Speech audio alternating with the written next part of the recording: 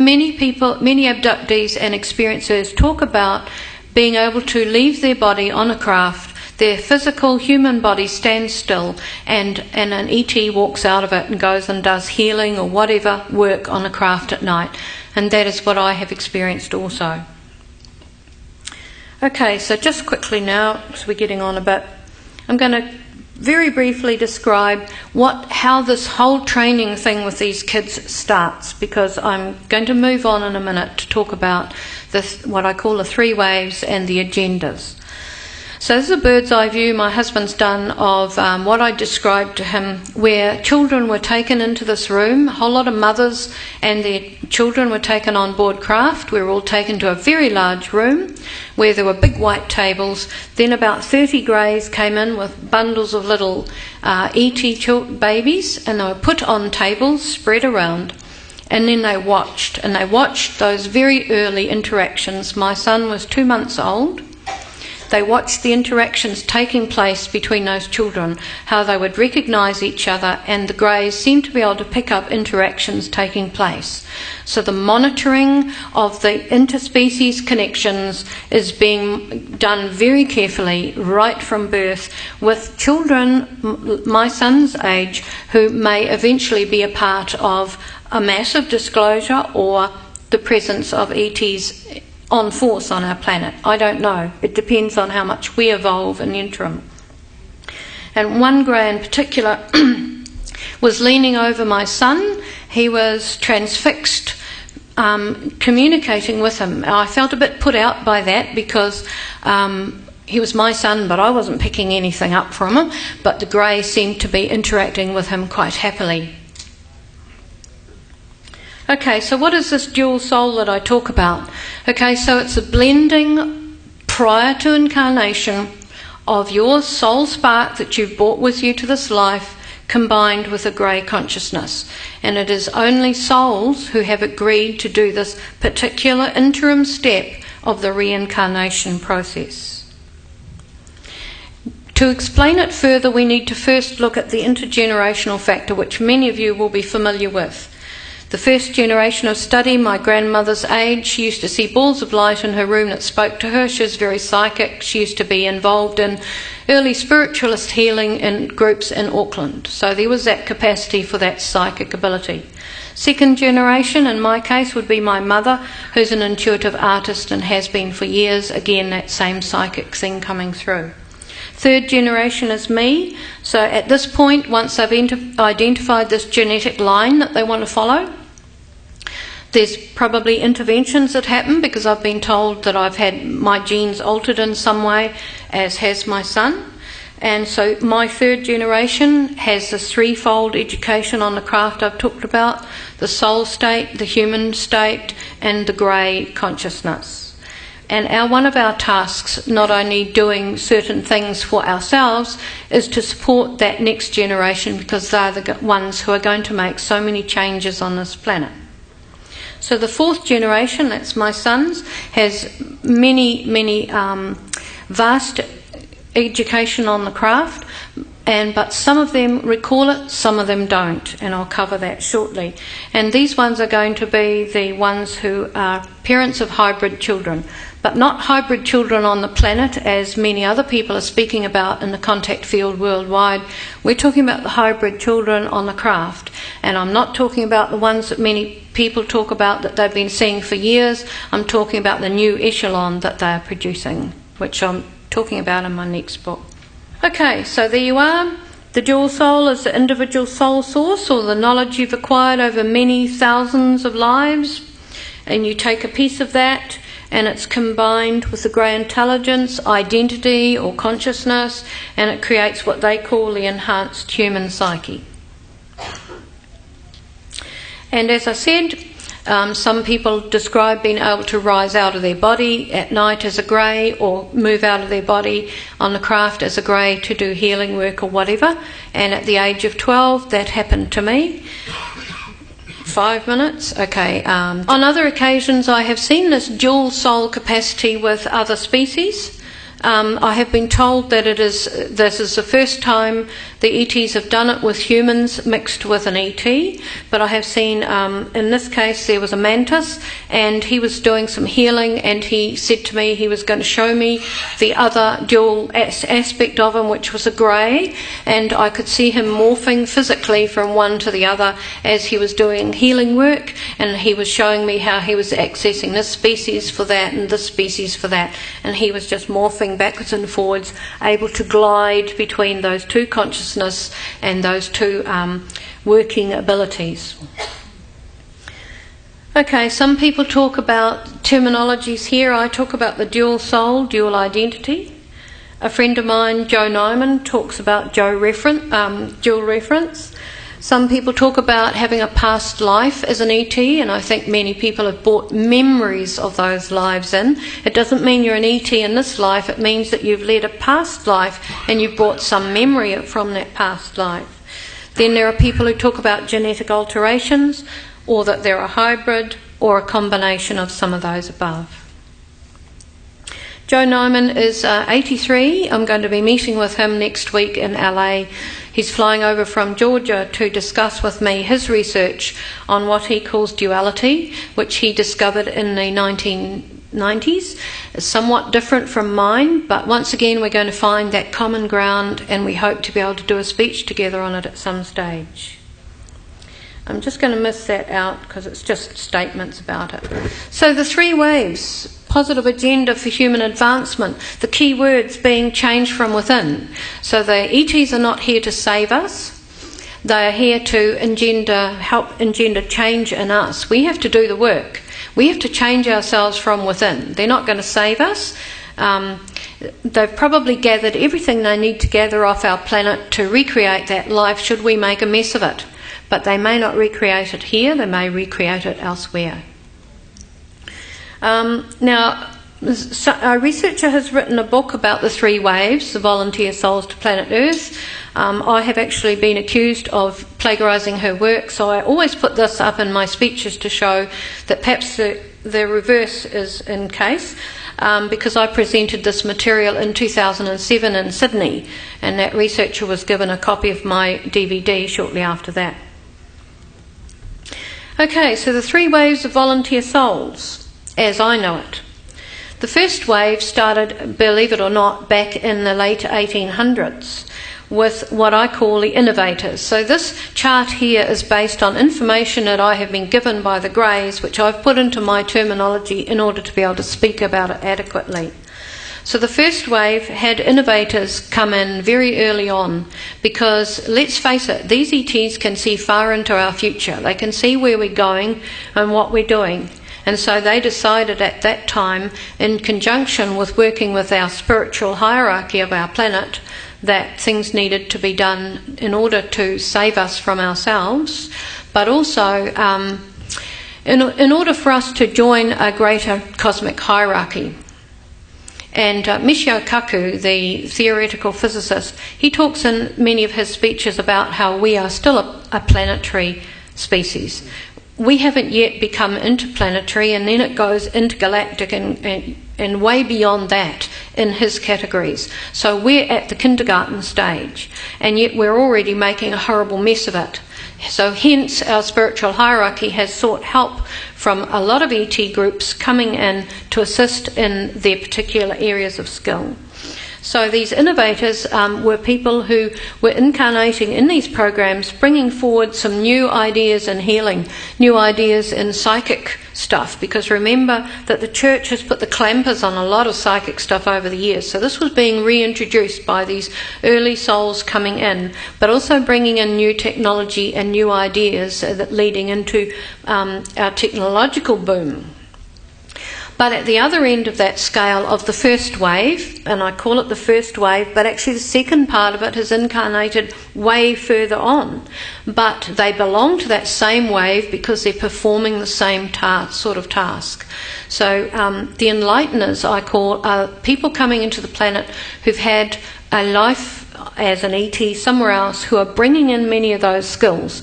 Some people may call them star kids or indigo kids. I prefer not to use those terms because I think that, having been in this for 43 years, I see that we've moved well away from the original meaning and definitions of those words, and it's now almost anything goes to be a star kid.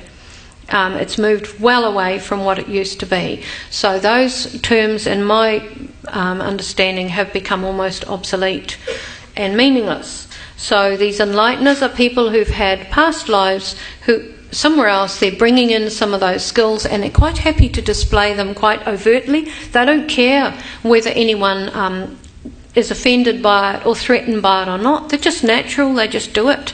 A lot of the unusual things that you see people doing in the psychic realm, that's them. They don't care. But they are showing us what humans are capable of. They are keying into people's minds. Oh, I wish I could do that. You know, they are giving potential and possibilities, reality to those skills. The second wave is the wave that I'm in.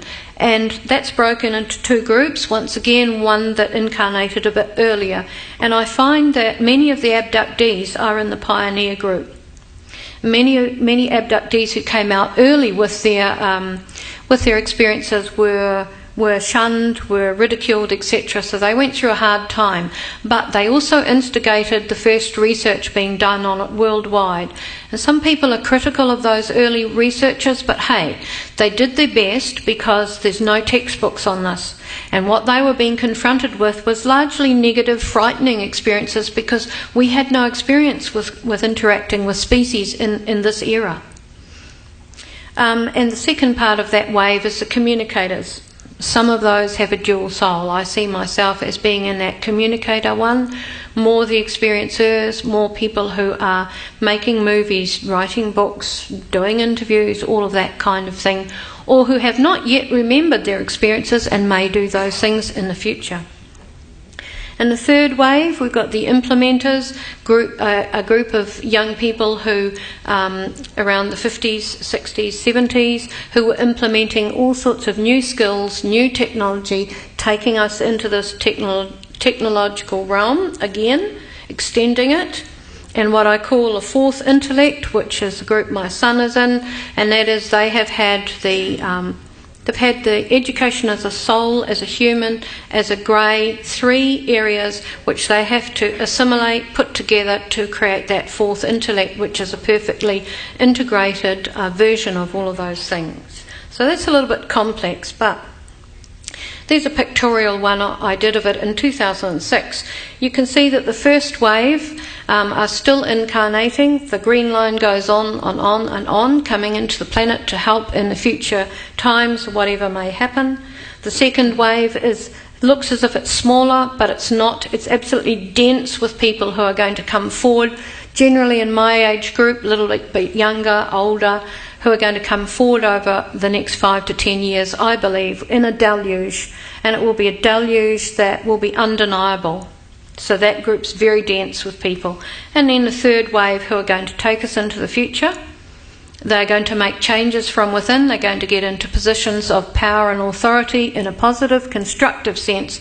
And they're going to finally make some of those massive changes. And that will be needed because the technology that we're working towards now is consciousness technology. They are trained in this kind of thing on the craft, and they're going to lead the way. I'm going to miss that one out. That was for another speech I did down in the States. Okay, so getting to the end now. We're living in a time of global chaos and dramatic climate change. We all know that. And I had 4 what I consider quite important things told to me in those years. And they were told at an undersea base, an underground base, and on a craft. 1980, 87, 88 and 89. So we'll quickly run through those. A large group of people. I was amongst around 250 people in an undersea base. There was a grey and a human up the front. Many times I see these humans in navy-coloured overalls, no insignia. They're not military. They are humans working in some kind of capacity with the species to implement this agenda and these 3 waves. and they're non-threatening, never had any problem with them on the craft, and some of them are scientists. So we have this raft of human beings who have been working for some time. I'm not talking about a negative group. I'm not talking about a military-industrial. I'm talking about humans who want to see this interaction with other species work.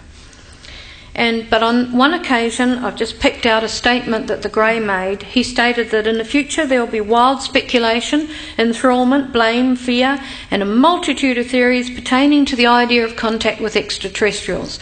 Watch out for cults. Watch out for big followings. I was talking to Jason earlier on. Watch out for people pinching material. I've had that happen with 5 people in the last 2 years since my book came out.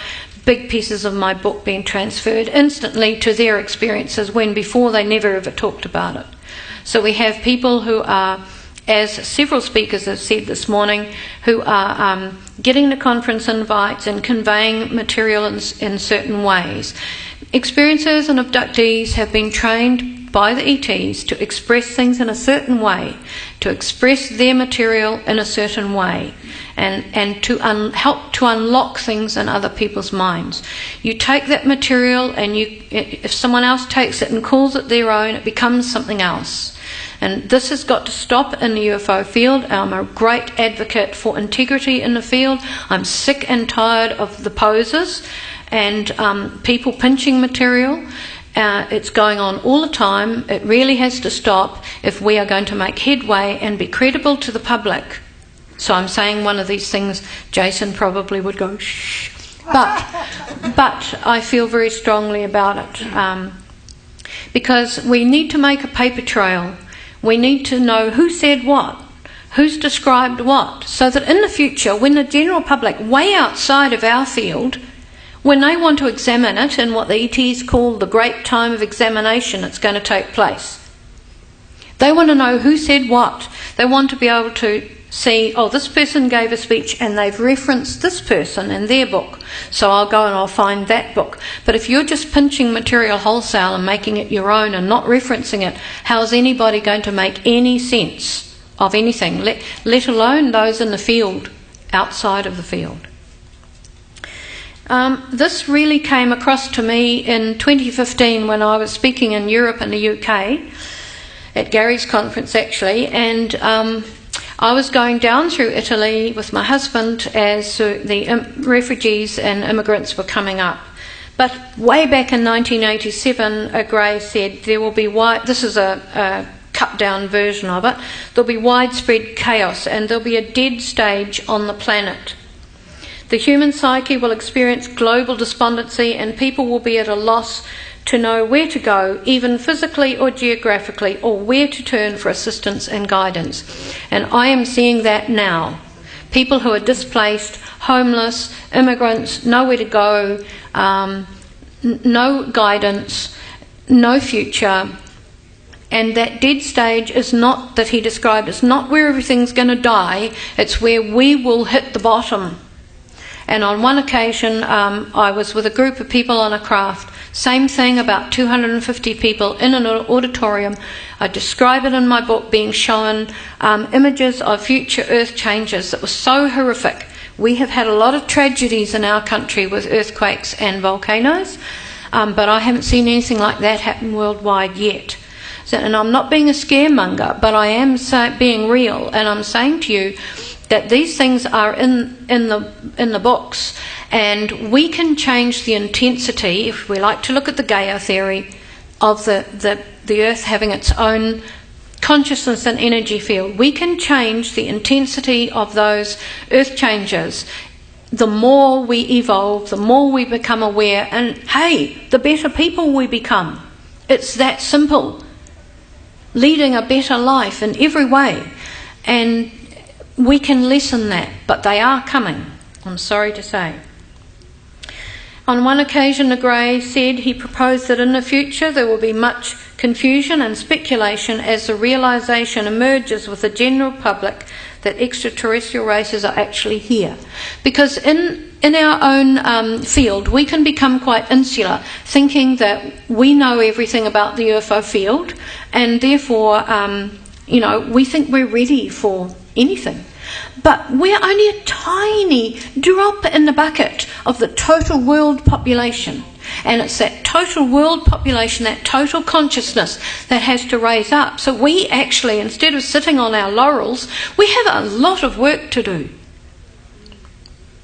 And finally, I was told that these humans that I see sometimes on craft in navy overalls, sometimes in fawn jumpsuits, they are like a police force, but they are not a police force. By that description, I'm meaning that they have a structure, they have a purpose. I understand that they are trained and integrated right across societies worldwide, and they form a societal framework upon which contact can eventually rest. So my understanding is that many of these humans in overalls I've seen on the craft learning the technologies, who can very adeptly talk telepathically. Let's pass through that because that's not that important. Okay, so we're in a time of waking the sleepers. Waking the sleepers. Talking to people within the field. There are people who are going to be triggered. Their experiences will start to come out. They'll be looking for someone to talk to. Are we ready to talk to them sensibly and not divisively? And this is Joe Nyman again. He feels that things are changing. Now is the time to talk to the public about this idea of duality. And the latent and slumbering experiences are to be shocked or woken up because the need is here. I believe that disclosure is a precarious process fraught with hazards. And we as people in the UFO field need to create firm foundations to broaden public understanding of UFOs, contact and subjects. And we have to have integrity in doing that. Kim Carlsberg said, perhaps people of contact have indeed inherited knowledge of great importance that can only be extracted at precisely the right timing. Given all the variables of a changing world, the determination of that timing may need to be realised instinctively rather than by a designated date. So here is my issue that I always talk about of timing. It will happen when it's meant to be, but we have the work to do in the meantime. Sherry Wilde says the alien abduction topic is one filled with lots of speculation and conjecture by the UFO investigators. Most of the analysis has been done by those who've never even had a contact experience themselves and can only form opinions based on what they hear and observe from the actual participants. I'd like to commend Joanne and her committee. On many conference schedules, I'm the afterthought because I'm an experiencer, and many of the researchers are up there talking about what I've experienced. Communicators are being activated quickly now worldwide. This is me talking in my book, and it will facilitate an unlocking process in people. How the communicators present their knowledge and experiences to the public will be crucial. And we're on to the last slide. Okay, this is an old African proverb. If you want to go fast, go alone. You want to get there, you want to be the first, you want to be the best, go fast, go by yourself. That's the quickest route. But what are you going to do when you get there? Because there's no one else there. But if you want to go far, go together. Because we have to go far in the UFO field. We have a very difficult task ahead of us in the future should disclosure take place, should the ETs turn up in force, land on the lawn. We have to go far before that happens. We have so much to cover, so much to develop. We need to get ourselves together and get ourselves organised. We need to start connecting, linking with integrity, with truth and with purpose. And many of those things are lacking. So if we want to go far, we have to take everyone with us. Because if we're going to evolve as a civilization, as souls, as a planet, we have to go together. We can't leave big amounts of people behind. There's always going to be some left behind. We have to gather as many as we can. And we have to go slowly and surely, supporting each other together. Thank you.